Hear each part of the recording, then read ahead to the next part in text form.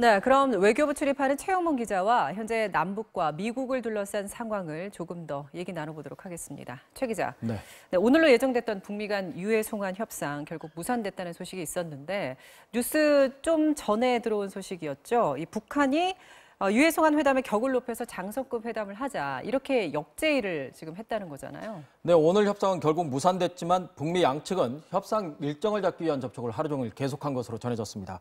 대화의 끈은 놓지 않았다는 건데요. 실제로 북한은 오후 늦게 유해 송환 협상의 격을 장성급 회담으로 높여서 오는 15일 갖자는 역제의를 해온 것으로 전해졌습니다. 예. 어찌됐든 폼페이오 장관의 방북에서 그나마 최소한의 성과로 여겨졌던 유해 송환 협상이 지연되는 건 분명 좋은 신호라고 볼 수는 없어 보입니다. 예, 그렇군요. 뭐 예상하지 못했던 건 아니지만 이 보고 있으면 마치 롤러코스터를 타는 듯해요. 예, 이런 상황에서 문 대통령이 종전선언 이야기를 다시 꺼냈다. 좀 예사롭지 않은데요?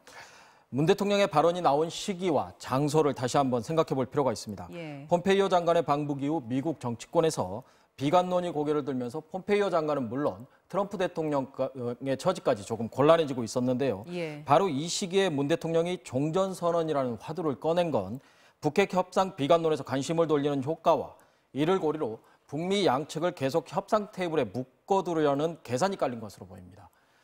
마침 그 장소가 싱가포르인 것도 북미 정상들의 6.12 합의를 다시 한번 환기시키는 효과를 충분히 거둔 것으로 보입니다. 네, 뭐 문 대통령이 던진 승부수다 이렇게 봐도 될 것 같아요. 근데 문제는 북미가 비핵화 방식 등을 두고 제대로 된 논의도 지금 못하고 있는 상황에서 과연 올해 안에 종전선언이 가능하냐 그거 아니겠습니까? 북미 양측의 셈법을 먼저 좀 따져보겠습니다.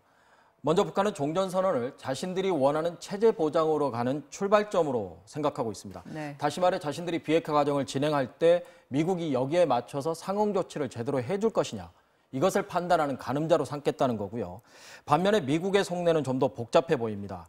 사실 종전선언이라는 게 국제법적인 구속력이 없는 말 그대로 선언입니다. 그래서 처음에 미국도 쉽게 해줄 것처럼 생각했을 수도 있고요. 하지만 장기적인 협상의 측면에서 볼 때 덜컥 종전선언을 해주고 나면 북한이 이후에는 시간을 끌면서 더 큰 요구를 할 수도 있다. 이런 판단을 했을 수도 있고요. 또 종전선언을 하고 나면 더 이상 북한의 도발을 전제로 한 대규모의 한미연합훈련을 할 명분이 사라진다. 이런 현실적인 고민도 깔려 있는 것으로 보입니다. 네, 최영문 기자 잘 들었습니다.